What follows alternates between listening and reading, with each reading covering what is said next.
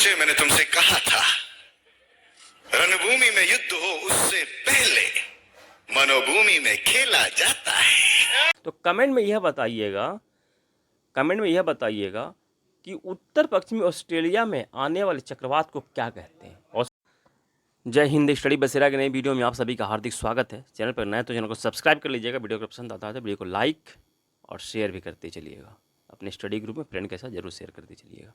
चलिए स्टार्ट करते हैं और इस वीडियो को भी देखते चलिएगा। 50 MCQ का जुलाई महीने का कंप्लीट निचोड़ है इस वीडियो में, MCQ फॉर्म में है और अगस्त का भी तैयार हो चुका है।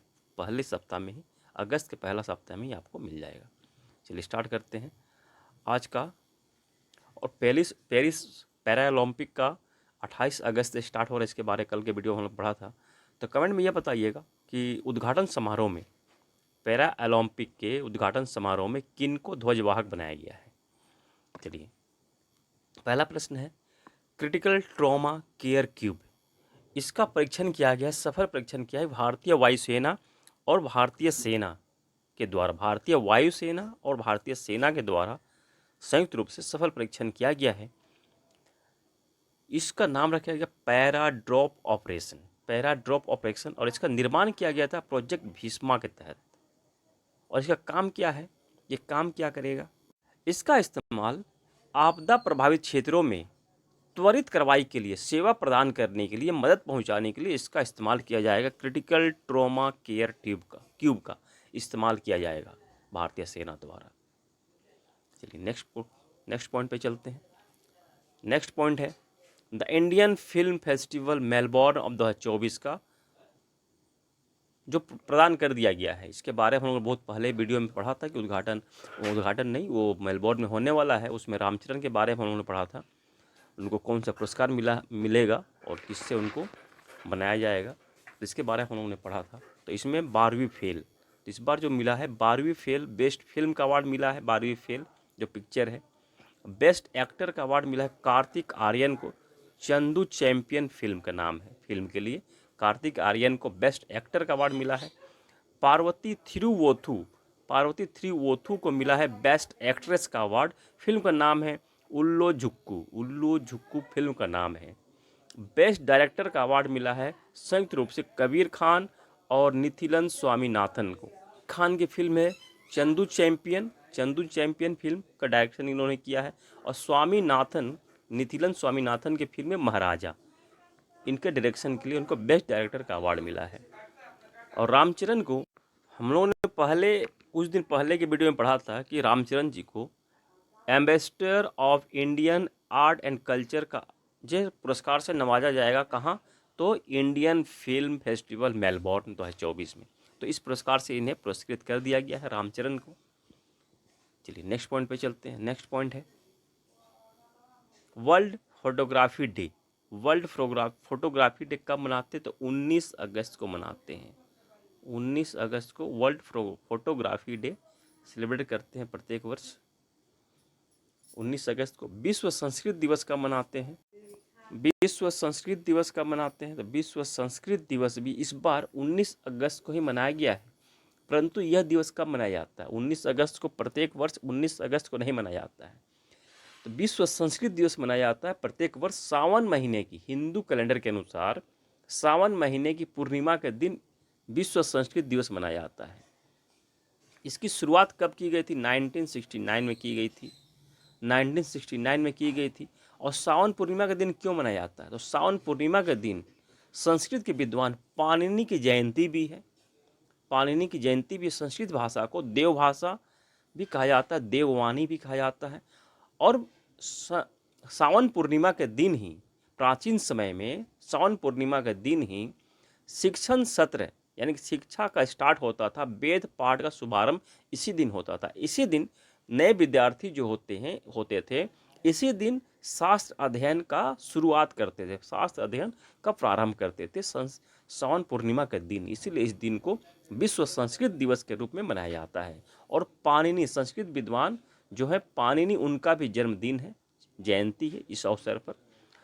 और पाणिनि ने अष्टाध्यायी की रचना की थी। ये कंप्लीट व्याकरण पुस्तक, संस्कृत व्याकरण पुस्तक है अष्टाध्यायी। इसकी रचना पाणिनि ने की थी। पाणिनि का स्पेलिंग एक बार लिख देता हूँ, नाम पाणिनि।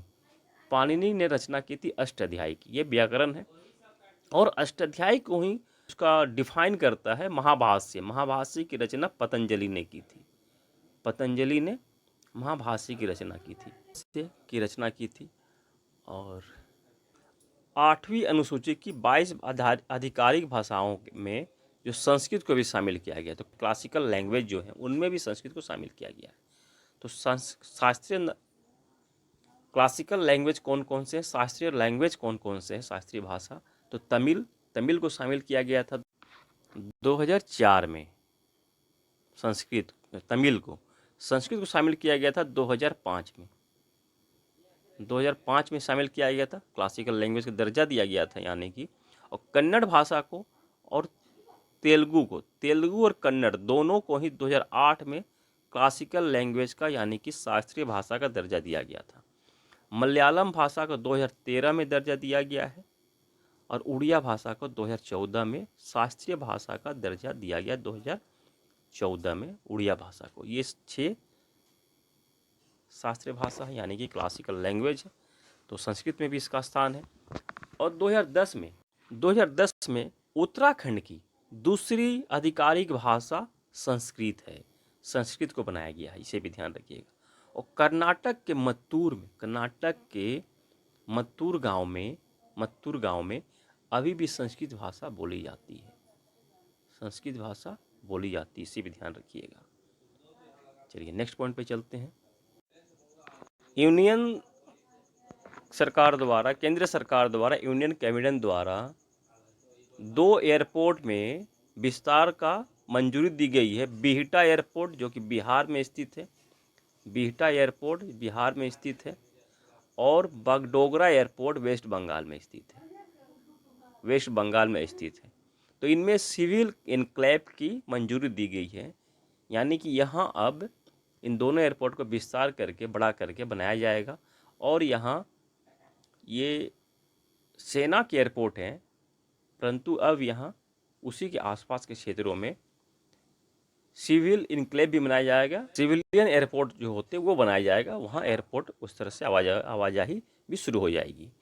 चलिए नेक्स्ट पॉइंट पे चलते हैं। नेक्स्ट पॉइंट है, अभी प्रधानमंत्री नरेंद्र मोदी जी ने 61 फसलों की 119 नई किस्में जारी की है।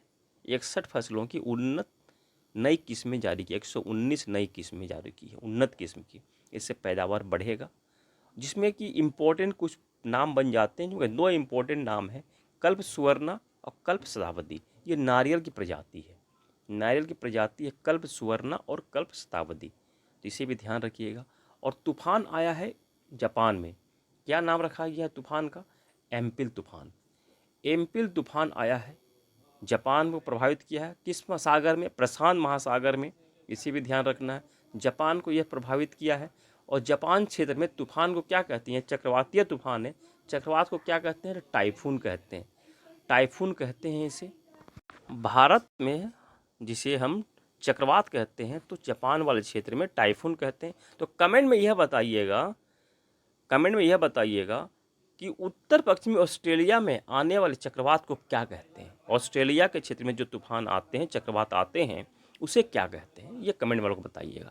तो आज के लिए इतना ही, मिलते हैं फिर नए वीडियो में। तब तक के लिए जय हिंद, स्वस्थ रहें, मस्त रहें। धन्यवाद, जय हिंद।